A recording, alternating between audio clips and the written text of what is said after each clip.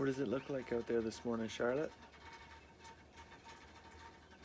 Is it raining? Yeah. Well, the sun's come out this morning, so it'll be a pretty nice morning to get out. Got the tractor here. Gonna get a load of mulch and mulch about 50 more trees probably. Actually, probably only like 15, not 50.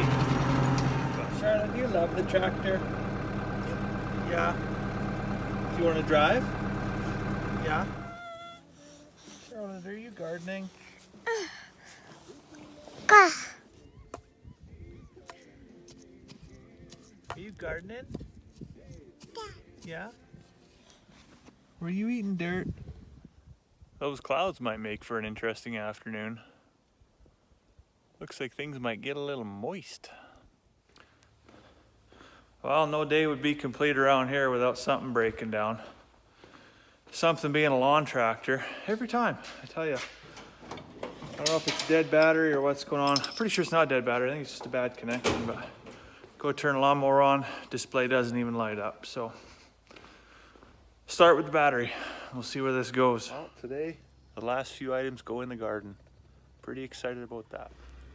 Well, Carmen told me that the chicks are out of food, or not out of food, but they're getting run down on food. So I'm actually just gonna run over, find some dandelion leaves, get them some salad for breakfast. They just love this stuff. You don't want to uproot the dandelion, we want to keep it growing because this is great food for the bees, right? All our pollinators. We want to keep them happy, especially this time of year. Okay, there's a nice plate of salad for our chickie poos. Look at all these girls lined up here. They think they're getting salad too. They just love these fresh salad greens. It's really, really good for them. Gonna get those guys some rooster teeth too. Chickens don't actually have teeth. So what they do is they eat their food and it goes into a gizzard, and we give them these little rocks and it goes in there and mashes it up, and that's what helps them digest their food.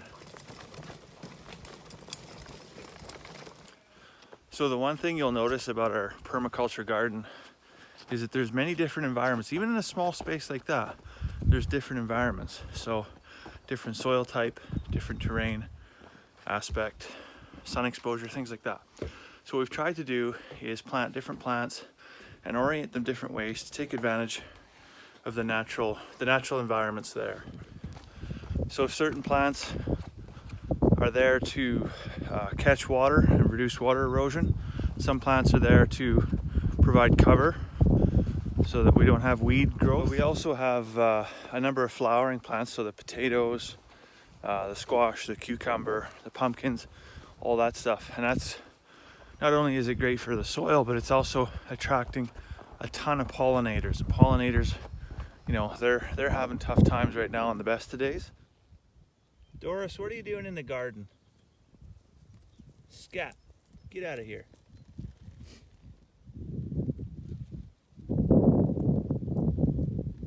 How was your nap, Charlotte?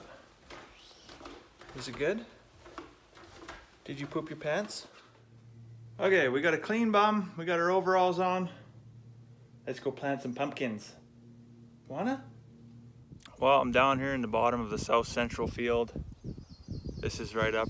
This tree line here borders onto the lake. And then we've got this bushy area.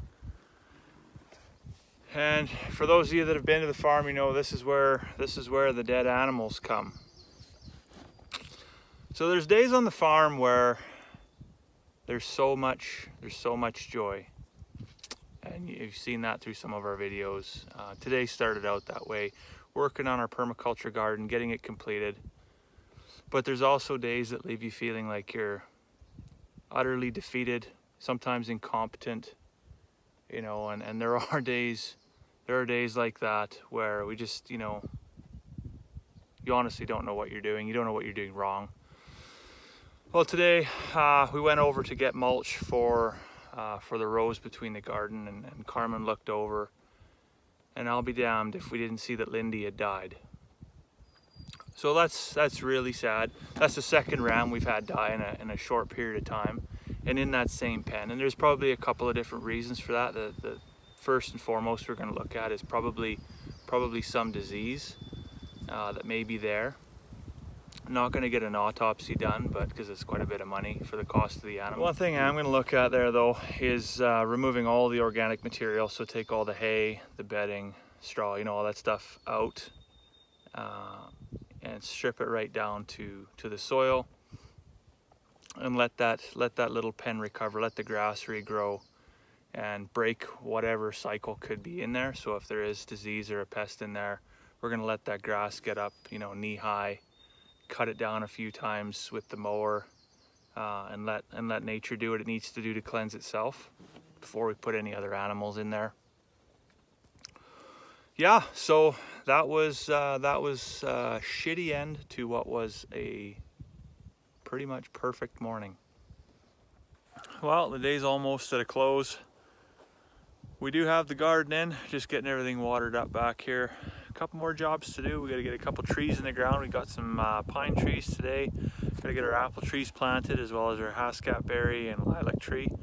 Been kind of meaning to get that done over the last couple of days, just haven't got around to it. So get that done, and then yeah, it's going to be a 2 cup of tea kind of night tonight, because what a day. Well, change of plans. Got the pine trees planted. Gonna do the fruit trees tomorrow. So for now, gonna give the sheep some grain and hope for a better day tomorrow. I hope your day's going well. We'll see you tomorrow.